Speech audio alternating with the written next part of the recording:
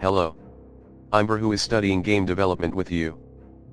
I started taking Unreal courses when I heard that Unreal Engine 5 was going to be released, and that a project I had developed in Unreal Engine 4 could be developed into Unreal Engine 5 without difficulty. I was convinced that instead of throwing away everything I had learned in Unreal Engine 4, I just needed to learn the innovative techniques of Unreal Engine 5 in addition to what I had previously learned. And finally, just a few days ago, Unreal Engine 5 was released. I have been waiting for this very moment to create the Unreal Engine 4 course. From now on, we will study Unreal Engine 5 together, learning C++ programming, the basics of Unreal Engine including blueprints, the new additions of Nanite, lumens,